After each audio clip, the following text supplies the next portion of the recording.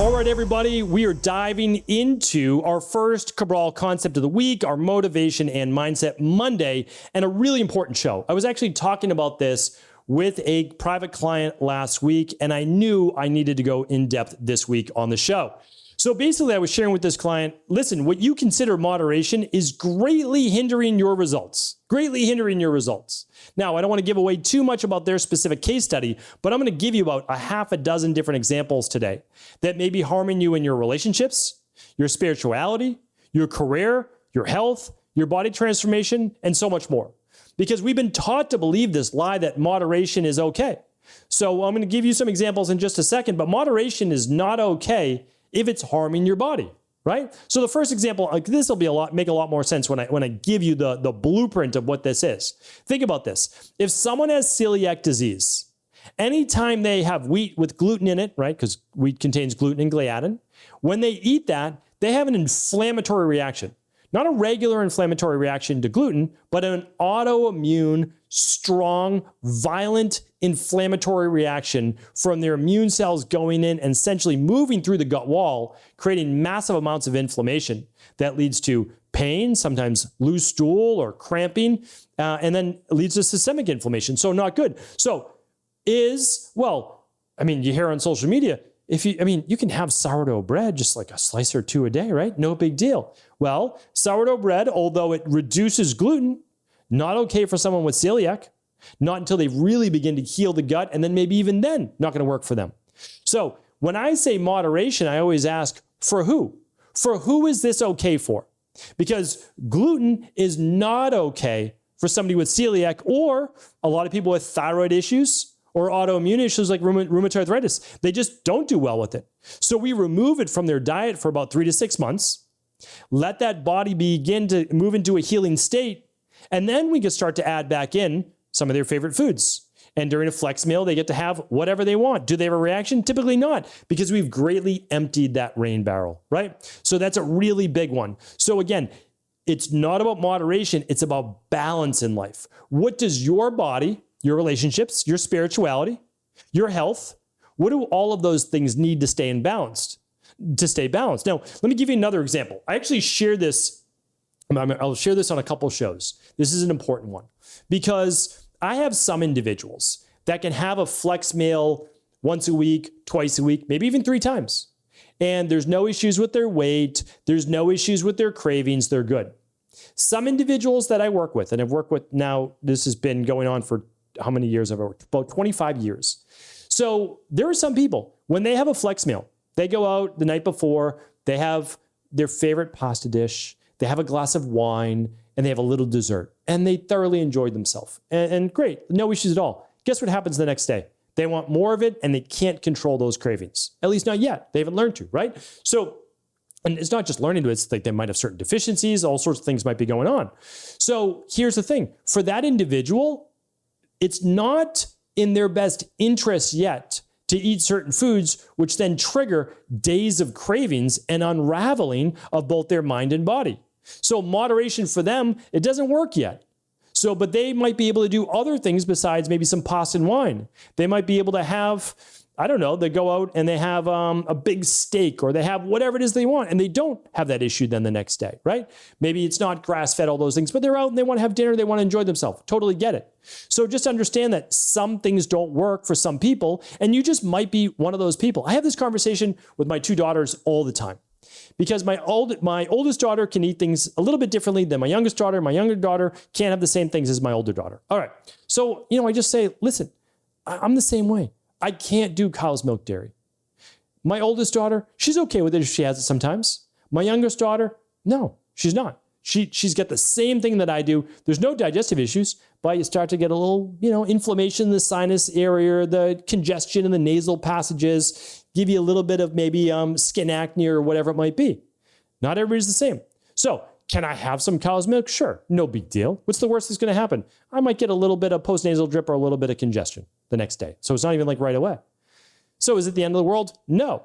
But for me, once or twice a week, that'd be detrimental to my overall health. It's clearly causing inflammation. All right, let me give you a couple other examples. So, when I look at it, I looked at with overall nutrition, but I talk about all the time, like the de-stress protocol that I talk about in the rain barrel effect. Some people, there's a guy, we're loosely colleagues. I say that because, every once in a while they'll message me, and every once in a while I'll message them. And they have phenomenal workout program, phenomenal. But they do 25 to 30 sets. So they do about 6 exercises times 4 sets, about 4 times a week. For me, that would cause massive inflammation and overtraining. Massive. For them, they modulate inflammation so well. I just can't do that, right? So there's overtraining and there's also undertraining. So I'll share something else with you because it's better for me to share than talk about my private clients, which I don't want to give away their information. So one thing is, if I don't exercise, harder to keep muscle on my body, and also my body doesn't feel as good. Like I start to feel the effects of being sedentary. So if I'm ever away for like a full week to 10 days and I don't have a formal exercise program, I can feel it. I can definitely feel a little bit more of like aging, and I'll put that in air quotes. But I get back in my exercise routine. I'm weight training 3 times a week. I'm doing my cardio 3-4 times a week. Doing my sauna, I feel great. Like feel fantastic. So moderation for me, right, isn't, I get to just blow it out with weight training. No, I've got to do what works for my body, right? And for me, it's more like 15 sets is about the right amount, maybe 18, not 25 to 30. They do double the work that I do. My body does not modulate inflammation in that way.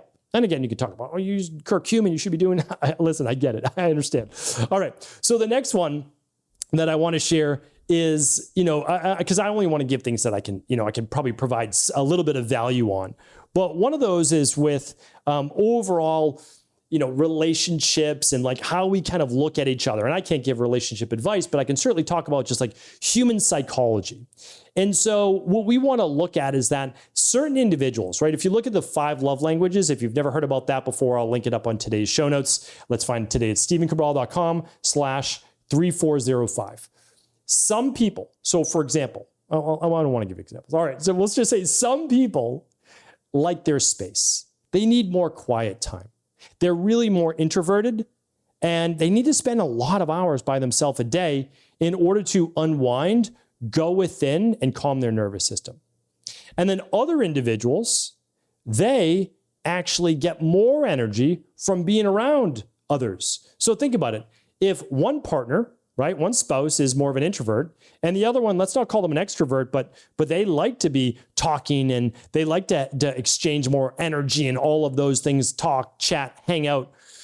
2 people with 2 different needs. What do you need to do? Well, there has to be a compromise that takes place, right? So you need to find moderation. Well, who even knows what moderation means in that? It's all about balance. One day, the more introverted partner might need a little bit more time. But another day, their batteries are charged. They're more open to hanging out for hours at a time and doing whatever it might be. So just kind of look at that. It's like, what's going on that day? What's going on in the overall relationship? And what's the time together, time apart that each individual may need? It's important to look at these things. And again, that's just one example. So what I would say is this, is that whenever you're looking at your career, another one is career. Let's think about that. Moderation would be, nobody should work more than 8 hours a day. People say that all the time. 40 hours a week, that should be the max. Let's take it down to more like 35 hours like they do in Europe. Okay, understood.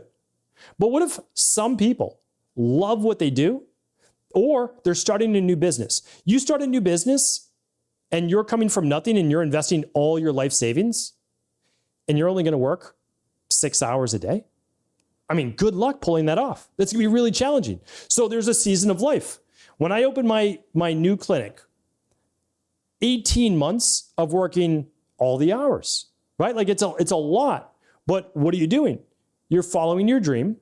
You feel like you're living your passion and your purpose, and you don't mind working all those hours. Should you do it your whole life? Probably not. Probably, right? At least for most individuals. But what we need to do is look at where we're at in that point in life. If we want to make it work, balance actually means doing more of it at that time, at that season of your life. Of course, you're going to take vacations. You're going to take a little bit of time to reset, but that is a season of work. You open a business, you start a new career, it's a season of work, right? It's a season of moving forward. Then you get it set up, you get it automated, you get it working great. Then what do you get to do? Then you get to enjoy the fruits of your labor, right? So again, we can use this in all areas of life, but every time you say, well, everything in moderation, just step back and say, oh, I don't know, let me think about that. Is this causing balance in my life? And if the answer is no, let's start to rethink, become more self-aware of those decisions and if it's serving us. Hopefully this was helpful. Thanks so much, everybody, for tuning into another Mindset and Motivation Monday. Of course, I'll be back tomorrow with a brand new Cabral Concept. Take care. Thanks so much for tuning into today's show. Before you go, don't forget to hit that subscribe button. I want to make sure that you're getting our daily content, not missing out on anything. Functional medicine, wellness, weight gain, weight loss, anti-aging, living longer, stronger, and all of the most cutting-edge research. And if there's any topics you want to hear, feel free to leave them in the comments below. Take care.